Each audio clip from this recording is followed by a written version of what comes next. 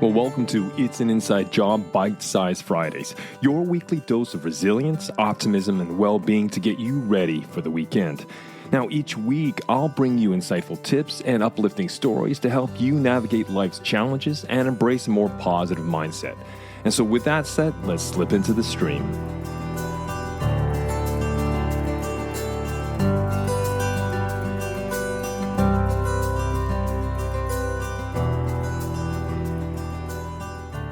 Have you ever wondered why you feel anxious before a big job interview? This familiar sensation is not just a simple reaction, but a complex interplay of various factors. Psychologist Lisa Feldman Barrett offers a revolutionary perspective on such experiences, challenging traditional beliefs about how emotions are formed. Now, for years, traditional neuroscience has viewed emotions as automatic brain responses shaped by evolution, suggesting a direct link between stimuli and emotional reactions. However, Barrett's constructed emotion theory presents a paradigm shift. She proposes that our brain crafts emotions from physical sensations, social contexts, personal histories, and cultural influences. Now, neuroimaging studies support this, showing that emotional experiences involve multiple brain networks rather than isolated emotional centers. Now, as Barrett states in her book, How Emotions Are Made, emotions are not reactions to the world. They are constructions of. To illustrate this, consider the typical scenario of feeling anxious before a job interview.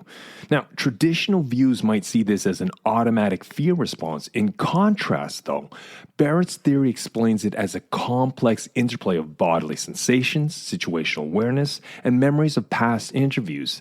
So your brain interprets the pounding heart and sweaty palms through the lens of previous experiences and current context, constructing the emotion of anxiety. Barrett's theory emphasizes the role of predictive coding, where the brain continuously forecasts and interprets sensations based on past experiences. Now, this can profoundly shape our emotional responses. For instance, if you're frustrated in a traffic jam, well, your brain predicts negative outcomes like being late. However, if you consciously reinterpret this situation as an opportunity to listen to a favorite podcast, for example, or enjoy some quiet time, well, then your emotional experience shifts from frustration to relaxation. Recognizing these patterns can significantly boost emotional intelligence. For example, noticing a pattern of tension and a rapid heartbeat before important meetings, well, that can help you better understand how your brain constructs these emotions.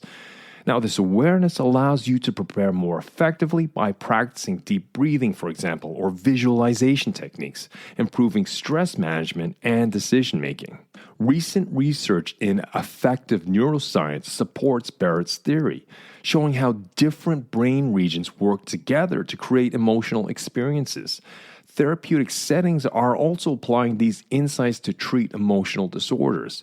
Understanding that emotions are constructed can help patients reinterpret their physical sensations and triggers, leading to better management of anxiety and depression. Now, consider the case of my coaching client, a 42-year-old project manager who faced significant stress managing tight deadlines and team conflicts. Now, traditional stress management techniques like deep breathing and exercise offered some relief, but it didn't address the root cause of his anxiety. By applying Barrett's theory, my client began to view his stress responses as part of his brain's predictive process. He learned to interpret his rapid heartbeat and tense muscles not as signs of impending failure, but as his body's preparation to tackle challenges. This shift in perspective, combined with mindfulness practices and cognitive reframing, well, it significantly reduced his stress levels and enhanced his effectiveness in managing his team and projects. Now, another client of mine, a 35-year-old marketing executive, struggled with intense anxiety before presentations.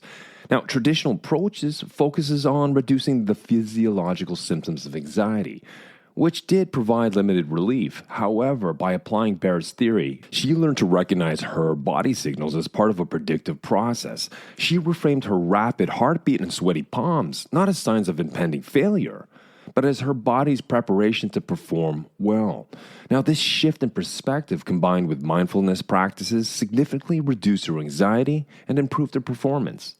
Barrett also challenges the notion of fixed emotional categories. Emotions are fluid constructs shaped by individual and cultural contexts.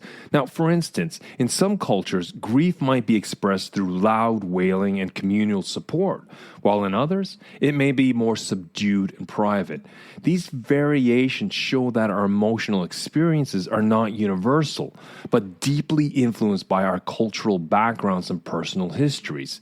Now, another key point is the significant role of bodily sensations in constructing emotions.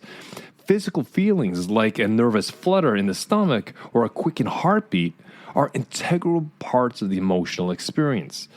Practices like yoga or meditation or mindfulness, well, they can help individuals become more attuned to these sensations, recognize tension and relaxation patterns, and understand their impact on emotions. Environmental factors also play a crucial role in shaping emotions.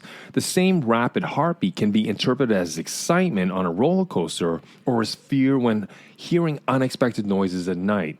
Understanding how different settings influence our emotional responses, well, it can help us manage our emotions more effectively. Barrett's theory has practical implications across various domains, particularly education and the workplace. In education, well, her insights can help develop strategies that cater to students' emotional well-being. Teachers can create supportive environments that recognize and validate a student's emotional experience, helping them navigate stress and anxiety. Now, for instance, a teacher aware of Barrett's theory might incorporate mindfulness exercises into the classroom, encouraging students to articulate their feelings and why. This, in turn, helps students manage their emotions and fosters an environment where emotional expression is normalized and respected. Schools can also implement social emotional learning programs that teach students about the constructive nature of emotions, helping them build resilience and emotional intelligence from a young age. By understanding their emotions as complex constructs rather than fixed states, well, this means that students can develop healthier coping mechanisms and greater control over their emotional lives. Now, in the workplace, understanding the role of emotions in decision-making and team dynamics can significantly improve organizational behavior and leadership strategies. Leaders who foster a culture of emotional intelligence, well, they can enhance overall productivity and job satisfaction. For example, managers can be trained to recognize the signs of stress and anxiety in their employees and address these issues proactively. This might involve offering flexible work schedules, creating opportunities for open communication, or providing resources for stress management. By acknowledging and validating employees' emotional experiences, well, leaders can build a more supportive and cohesive work environment. Understanding that emotions are constructed can help teams navigate conflicts more effectively.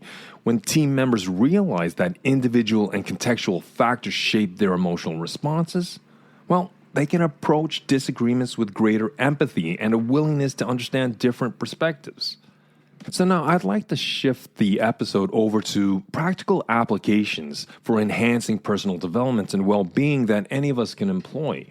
Now, the first one is mindful observation. This is where we regularly practice mindfulness to become more aware of our bodily sensations and our emotional responses. So during stressful situations, notice how your body reacts. Do you have tightened muscles, quickened breath? And then acknowledge these sensations without judgment. Research suggests that mindfulness can reduce stress and improve emotional regulation. Another skill you can employ is emotional journaling. This is keeping a journal to track your emotions in the context in which they arise. So what you want to do is note patterns in specific environments, interactions, or thoughts that influence your feelings. This practice can help you identify triggers and better understand the constructed nature of your emotions. Studies have shown that journaling can enhance emotional clarity and reduce symptoms of depression and anxiety. A third tool you can employ is something called cognitive reframing. This is the practice of reframing your emotional experiences. For example, if I view anxiety about a meeting as excitement or a sign of commitment, well, this shift in perspective can significantly alter my emotional response. Cognitive reframing is often used in cognitive behavioral therapy or CBT. in order to help individuals manage negative emotions more effectively. Another tool has to do with cultural intelligence. It's called cultural explorations. This is where we engage with different cultural perspectives on emotions through travel, reading, or conversations with people from diverse backgrounds. Understanding how different cultures experience and express emotions, well, that can broaden your emotional repertoire and enhance empathy. Cultural competence can improve interpersonal relationships and foster inclusivity. Now, of course, these are far from an exhaustive list of different tools that you can use. But by integrating these practices in our day-to-day lives, well, we can harness Barnett's insights to cultivate greater emotional intelligence, resilience, and overall well-being. You know, understanding that our emotions are constructed rather than innate allows us to shape our emotional experiences actively, consciously. And this leads to a more fulfilling and emotionally balanced life. If I have triggered your curiosity button and you're interested in learning more about constructed emotion theory, I will leave a direct link in the show note to Lisa Feldman Barrett's book, How Emotions Are Made.